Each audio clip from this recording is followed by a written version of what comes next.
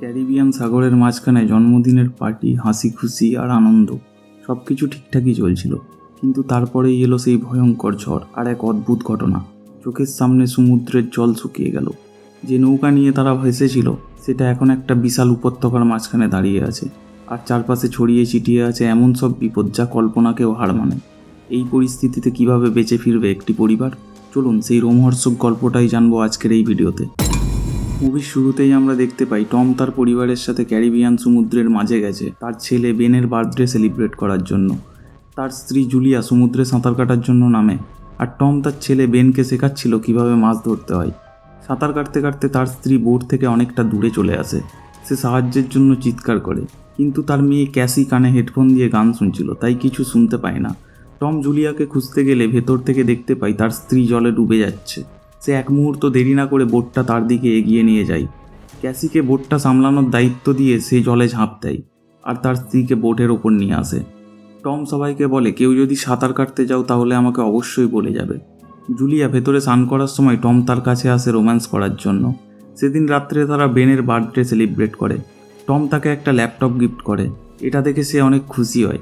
Cassie তাকে একটা মুখোশ গিফট করে, আর জুলিয়া তাকে একটা ব্রেসলেট গিফট করে। এই সুন্দর মুহূর্তটাকে তারা ক্যামেরা বন্দি করে। তখনই ক্যাসির বন্ধু অ্যাডাম তাকে ভিডিও কল করে। সে তার সাথে কথা বলতে বলতে বাইরে চলে যায়। অ্যাডাম তাকে ভিডিও কলে বলে, দেখো এখানে প্রচণ্ড বজ্রপাত হচ্ছে। তখনই ক্যাসির ইন্টারনেটের সমস্যার জন্য ভিডিও কলটা কেটে যায়, আর সে ভেতরে চলে আসে। বেন বাইরে বেরিয়ে বোটের ওপর সার্চ লাইট অন করে দেখে তাদের বোটের সামনে হাঙর মাছ ঘুরছে। তখনই তাদের বোটটা নড়ে ওঠে।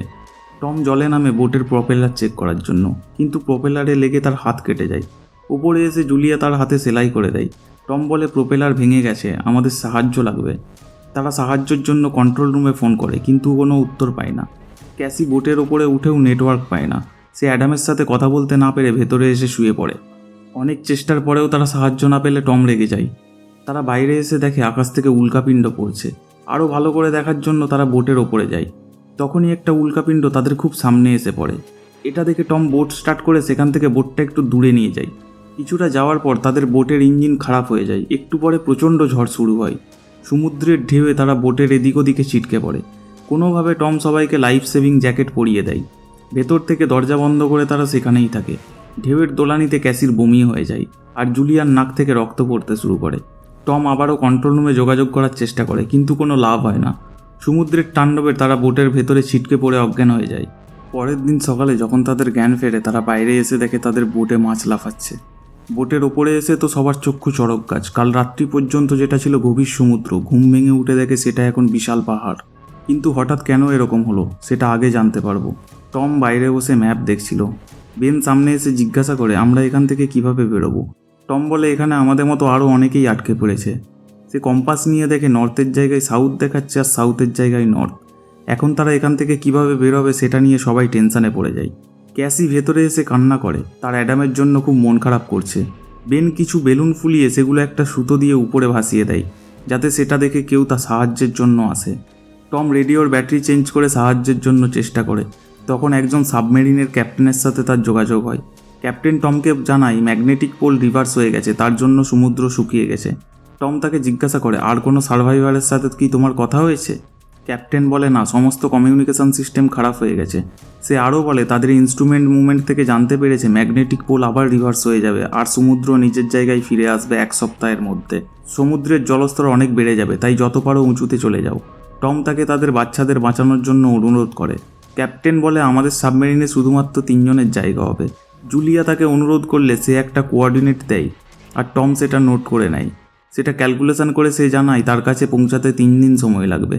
ক্যাপ্টেন বলে, আমি চ্যানেল 16-এ কানেক্ট থাকবো, আর ফোন রেখে দেয়। টম জুলিয়াকে বলে, চিন্তা করো না, সমুদ্র ফিরে আসতে আসতে আমরা ঠিক ওখানে পৌঁছে যাব।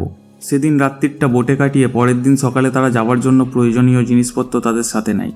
টম বাইরে বেরিয়ে খেতে খেতে একটা লোককে তাদের দিকে আসতে দেখে। তার সাথে একটা কুকুরও ছিল। সে একটা জলের বোতল নিয়ে তার দিকে এগিয়ে যায়। এটা দেখে জুলিয়া বোটের ভেতর থেকে বাইরে আসে। টম লোকটার কাছে গেলে লোকটা অন্য ভাষায় কথা বলে। টম সেটা বুঝতে না পেরে তার দিকে জলের বোতলটা এগিয়ে দেয়। জল খাবার সময় টম তাকে জিজ্ঞাসা করে, তুমি ঠিক আছো তো? তখনই লোকটা তার হাতে থাকা বোতলটা দিয়ে টমের মাথায় মারে, আর টম সেখানে পড়ে যায়। এটা দেখে জুলিয়া দৌড়ে আসে, কিন্তু তার আসার আগেই লোকটা তার অস্ত্রটা দিয়ে টমের পেটে গেঁথে দেয়। এরপর সে বোটের দিকে আসতে শুরু করে। এটা দেখে জুলিয়াও বোটের দিকে দৌড়ায়।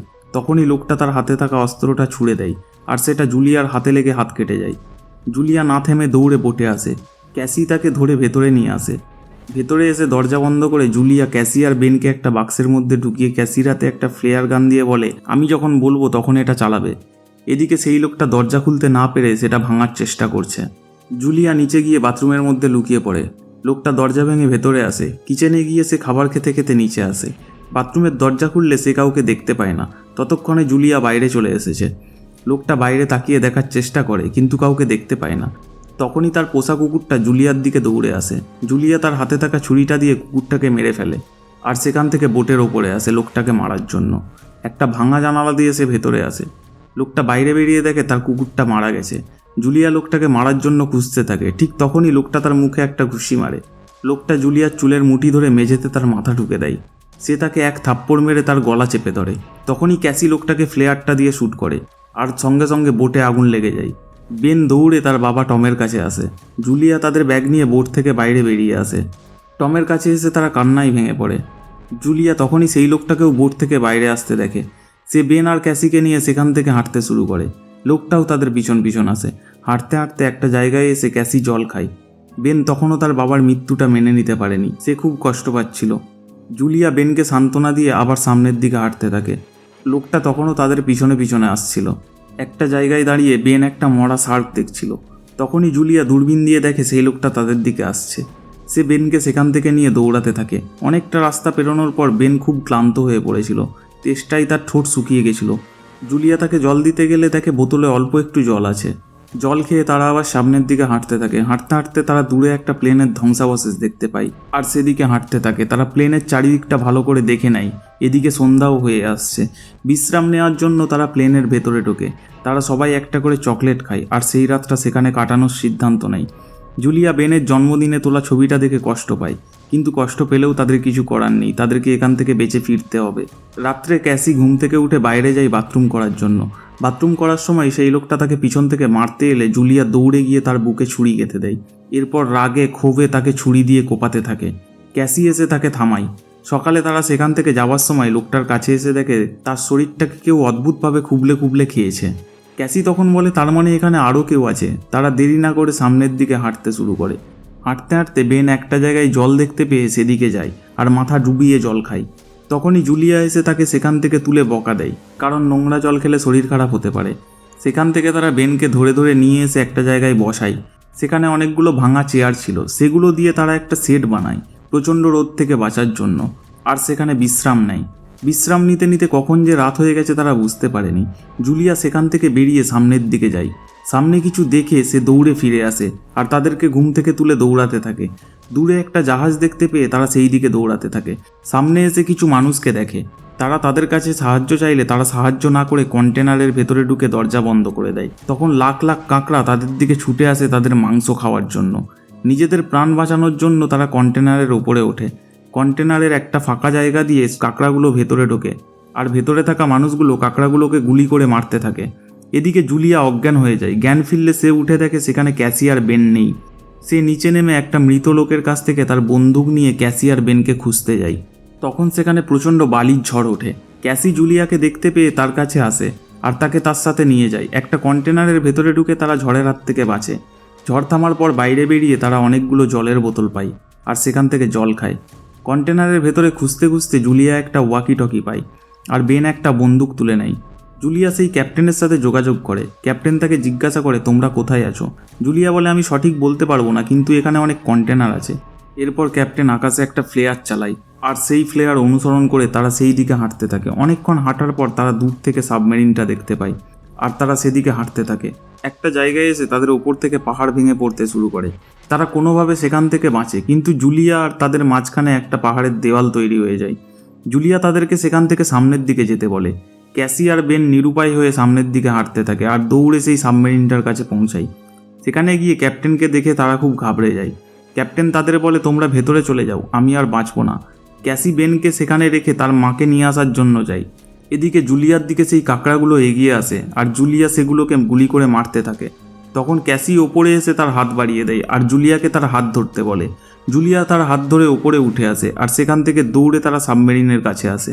সাবমেরিনের উপরে উঠে জুলিয়া বন্দুক দিয়ে কাঁকড়াগুলোকে গুলি করতে থাকে। এরপর সে নিজেও ভেতরে গিয়ে দরজা বন্ধ করে দেয়। তখনই সমুদ্রের বিশাল জলরাশি ফিরে আসে। সবাই চেয়ারে বসে তাদের নিজেদের সিট বেল্ট বেঁধে নেয়। প্রচণ্ড ঢেউয়ের আঘাতে ক্যাসি বমি করে দেয়। এরপর নিজেদেরকে সামলাতে না পেরে তারা অজ্ঞান হয়ে যায়। তাদের যখন জ্ঞান ফেরে তারা উপরে এসে দেখে তারা একটা শহরের কাছে এসে পৌঁছেছে। আর মুভিটাও এখানেই শেষ হয়ে যায়।